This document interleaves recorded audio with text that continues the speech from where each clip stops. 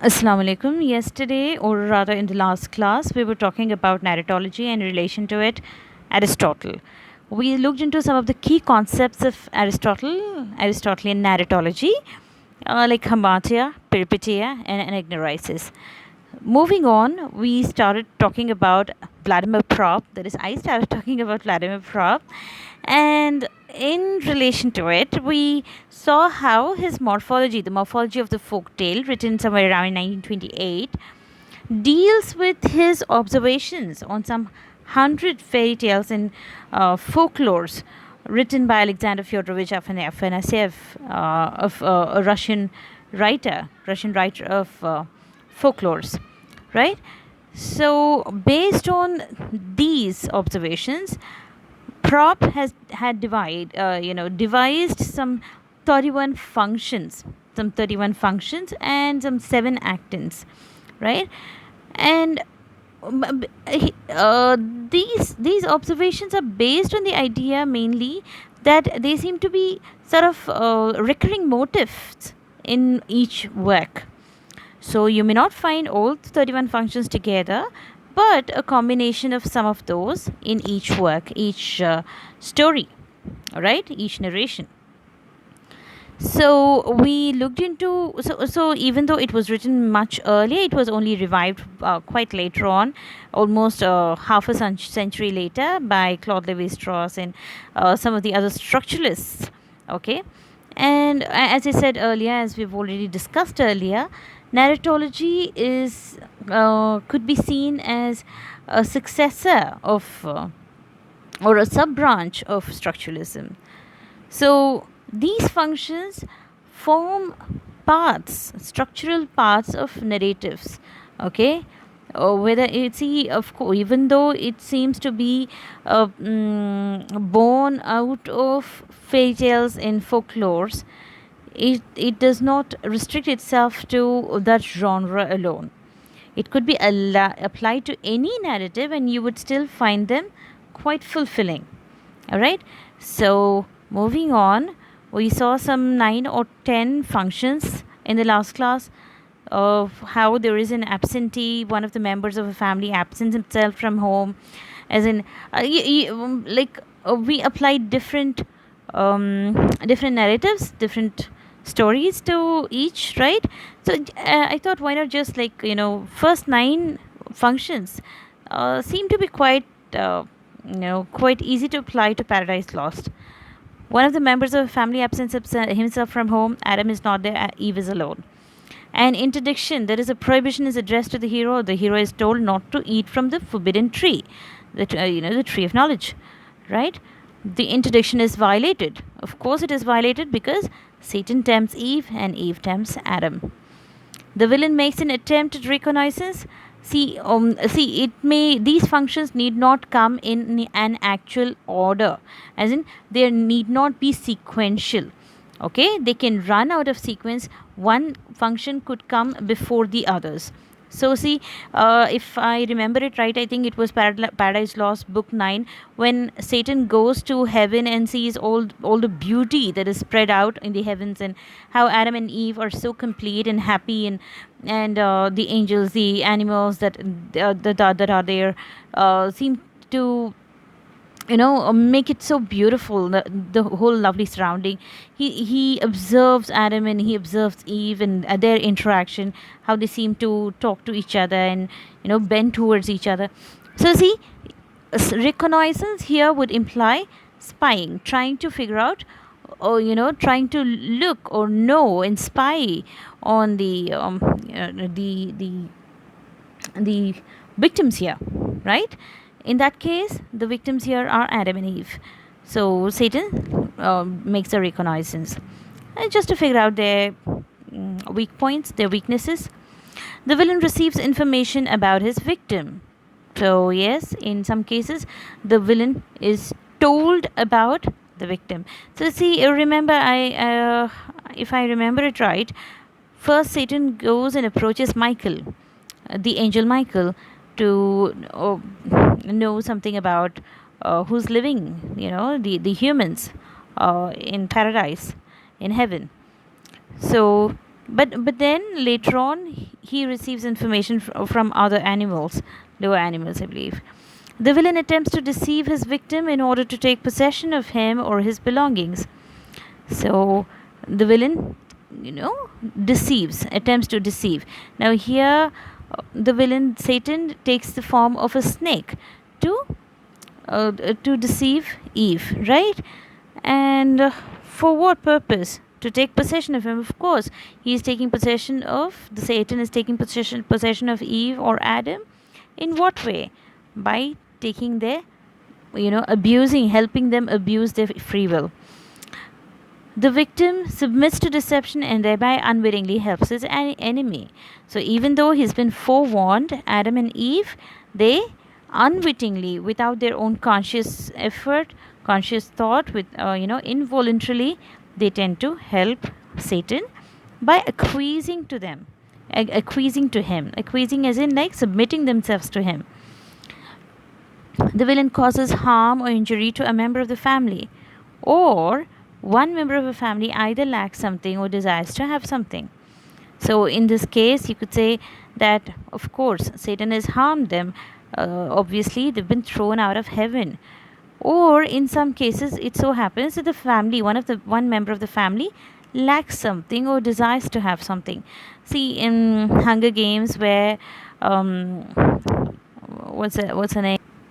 Where Katniss Everdeen, she has to replace her sister for the tournament, for the deadly tournament where she has to take part, right? She is just trying to, protect her family, protect her sister. Or in another case where Ron Weasley, he tries to protect his sister again, right? Ginny Weasley. So you see, some family member needs protection or lacks something or desires to have something, as in like, remember how in Beauty and the Beast, Belle tries to protect her father, right? Because she wants to rescue her father from the clutches of the beast. Misfortune or lack is made known. The hero is approached with a request or command. He is allowed to go or he is dispatched. So the misfortune is made known. As in the case of Paradise Lost, the misfortune is known as in Adam and Eve realized their mistake, right? They realized the big misfortune that has engulfed them. The hero is approached with a request or command. He is allowed to go or he is dispatched. So he is given a command to go down on earth, right? He is allowed to go. The seeker, that is the hero in quester mode, agrees to or decides upon counteraction. So here you see the quester mode. When we speak of quester mode, it actually, most stories revolve around this quest. Okay, quester mode as in like most stories revolve around the idea of a hero being a quester. He is going on a quest. Either it could be in terms of fame, he just wants to become popular, or adventure, he just wants to explore the world around him, or some romantic love, some romantic interest. That could be one of the reasons why he goes out. But basically, we find the hero always in a quester mode, looking for something. Alright, now this hero itself, the word hero itself is sort of more ambivalent in terms of how it could be a hero or a heroine or a child for that matter. So they are always looking for, I mean, this what is a story? What is fiction? Fiction has to have some intent, some purpose to it, right? The hero leaves home. Consider Aladdin and the magic lamp.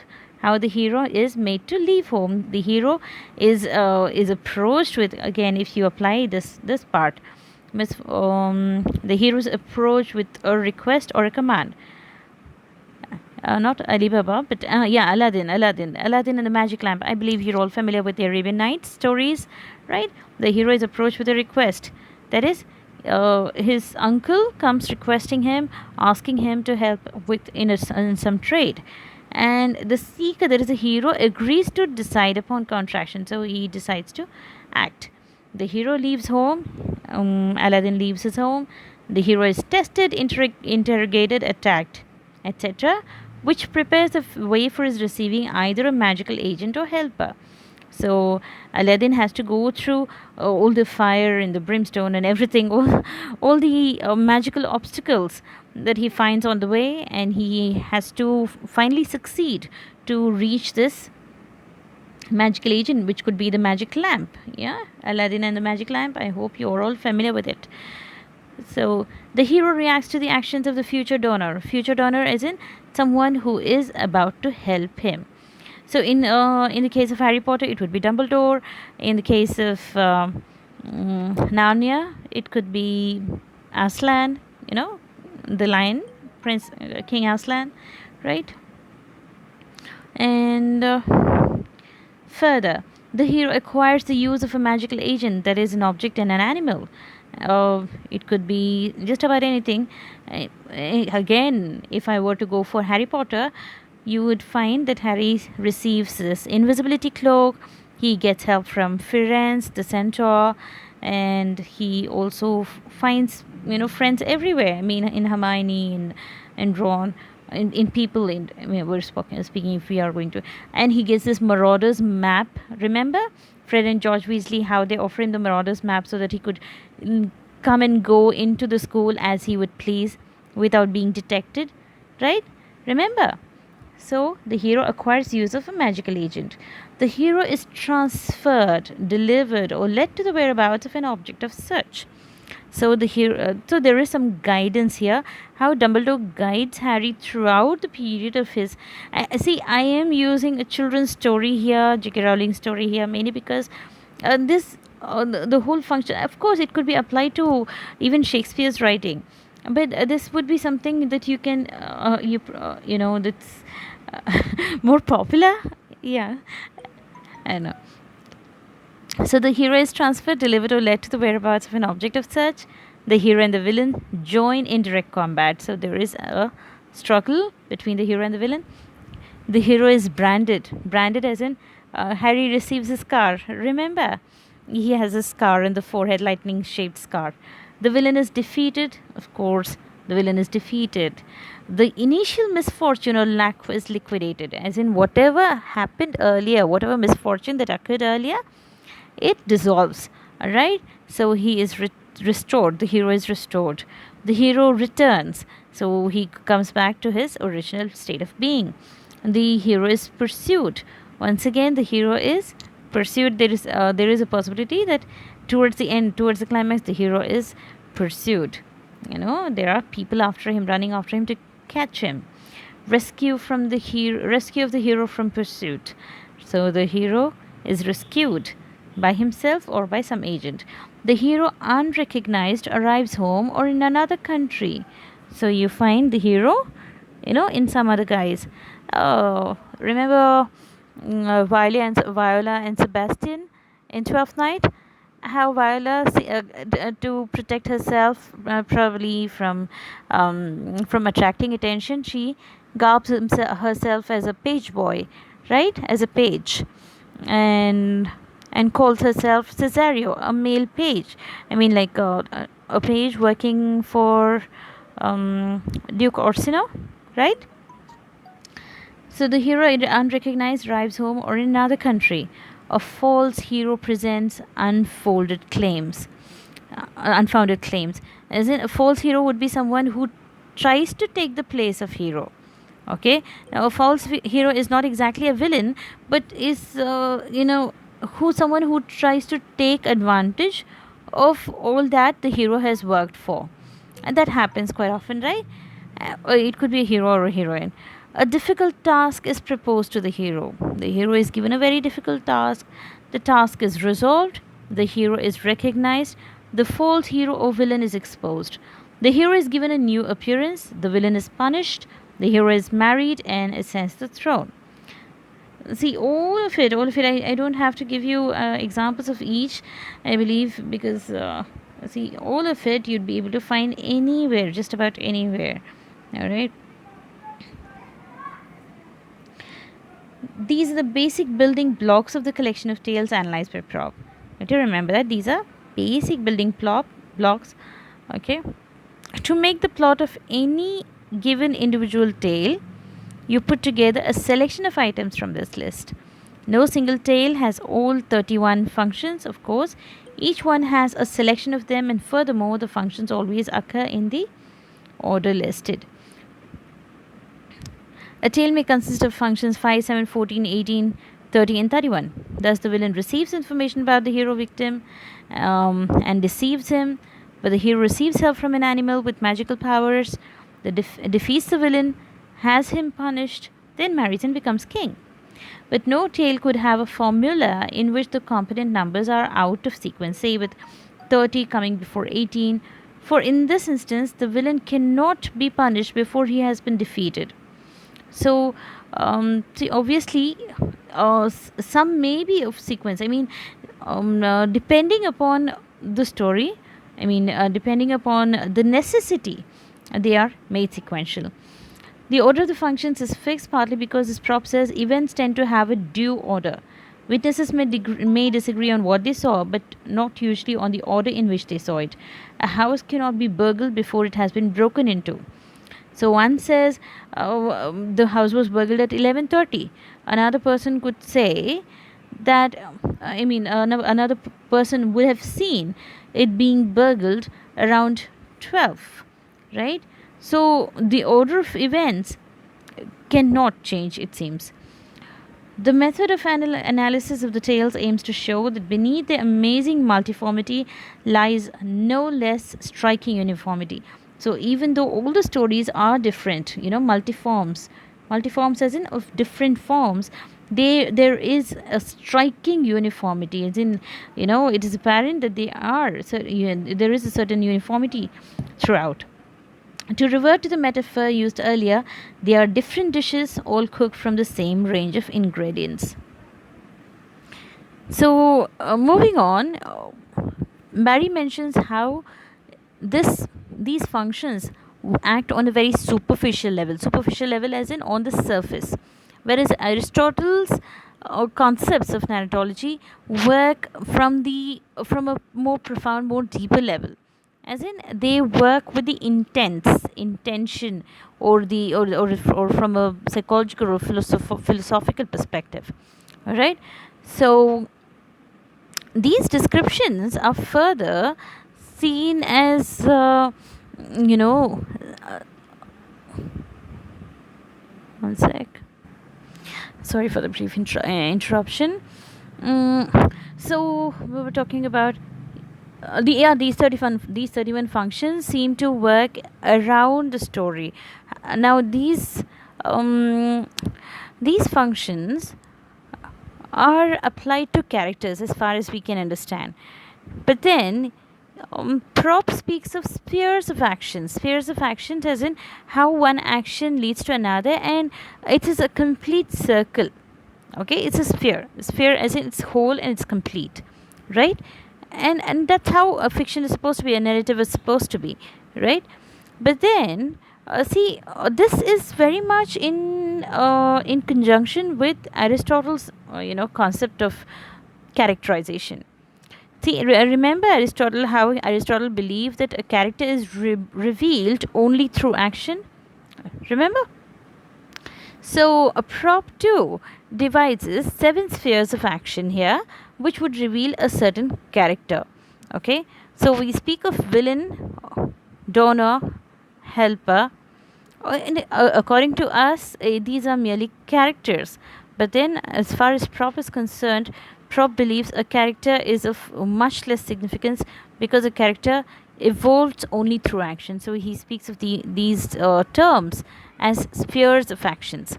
Okay, the villain, the donor, that is the provider, the one that who helps. Okay, the helper. Again, there is a fine distinction between a donor and a helper. The princess, a sought for person, and her father. It could be an object as well. The dispatcher, okay. The hero, seeker, or victim, the false hero. So, see, the villain, we all know who a villain is, someone who has some really evil intention upon the hero or a certain object or the princess herself.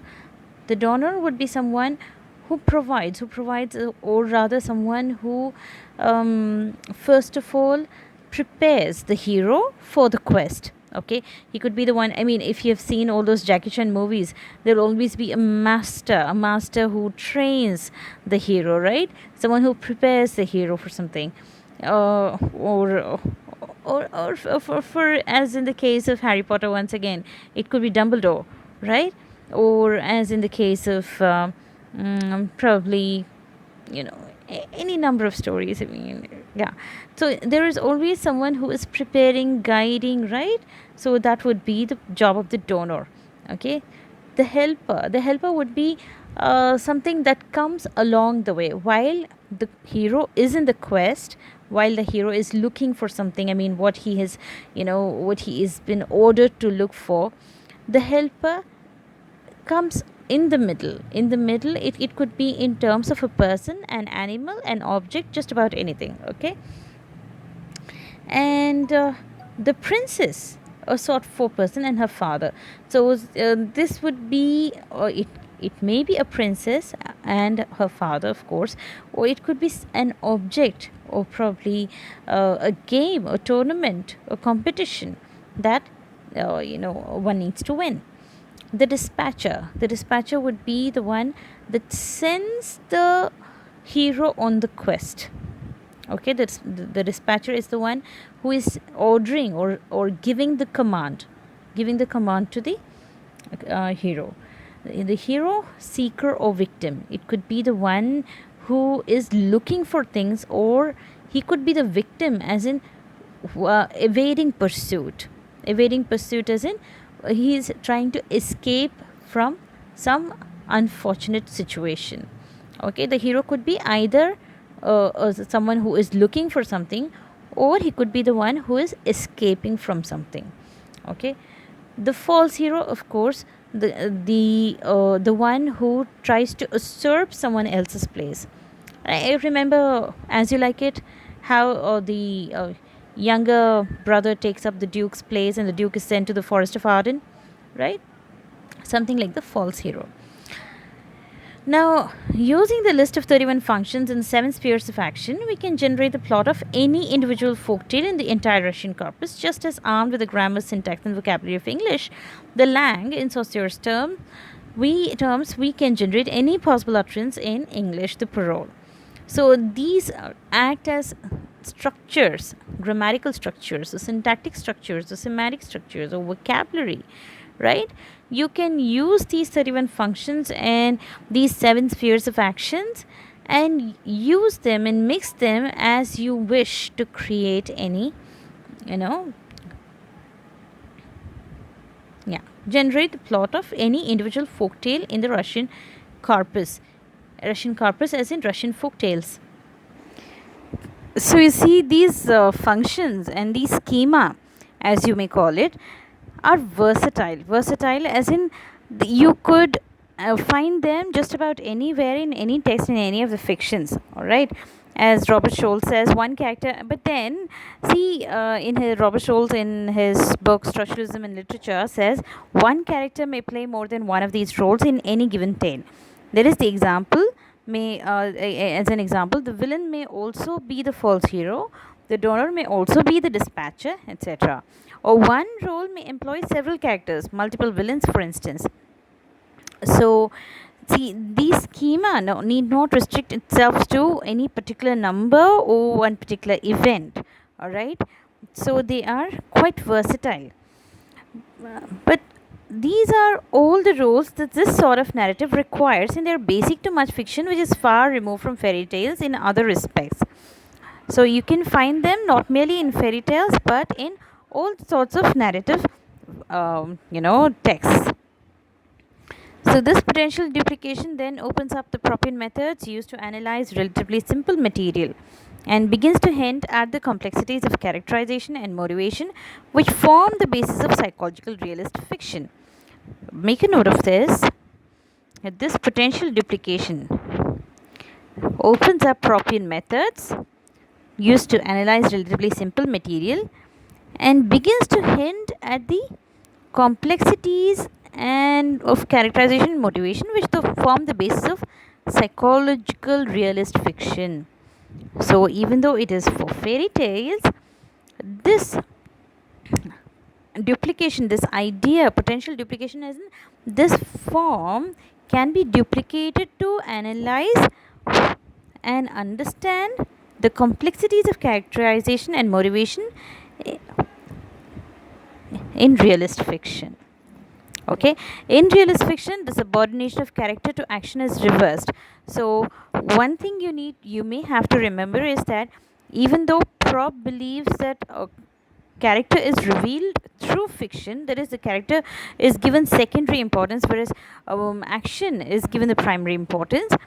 In realist fiction, the action takes the background, whereas the character takes the or takes the center stage, because the character is what say, as in, like, one example is given of Henry James, how he says that he doesn't write about good and evil, he writes about good and evil. Good and evil as in, as Oscar Wilde used to say, um, yeah, one minute, sorry, I was talking about Oscar Wilde, right? So yeah, I remember him I mean, reading somewhere where he says it is absurd to divide people into good or bad, right? I think that's how it goes. They are either charming or tedious, right? You cannot divide people into good and bad. Because how can you tell anyone is good just from looking at the surface or some action, right? So probably, I mean, uh, it is very difficult. It is very difficult to judge a character or portray a character in very specific terms, in specific lines, right? There are plenty of shades in between good and bad. So Propian approach seems to hint at the way simple archetypes form from much more basic narrative material can provide the shadowy deep foundations of complex realist fiction. So Propian ideas may help you figure out the archetypes, as in how there is a villain, how there is a helper, how there is a donor, how there is an object of quest. All of these archetypes you may be able to identify using Propian method. As in terms of a Cinderella archetype, a tale found in some form in cultures worldwide. So Cinderella story is not something that is restricted to Britain alone. You will find it just about everywhere, all over the world, especially for under novels like Jane Austen's Mansfield Park or Charlotte Bronte's Jane Eyre. However, what Prop's system lacks is anything about the way the narrative is presented. So, see, Aristotle worked from underneath the surface, from a psychological perspective, right? The psychological ramifications, the philosophical ramifications. That's what he was concerned with, where narrative is concerned. Whereas Prop is concerned with the surface structure, how there are certain schemes of actions, and how certain functions are prevalent, right? And how these functions seem to act around the same schema, right? This is what Vladimir Prop is concerned with. Now, neither Aristotle nor Prop concern themselves with points of view or style, right? So for style, for the stylistic, of course we've done a separate chapter on stylistics, but here from a narratological perspective we are going to look at the style and the point of view in the presentation, or what form of presentation is used to tell a story. All of these we'll be looking at in the next class from Gerard Jennett.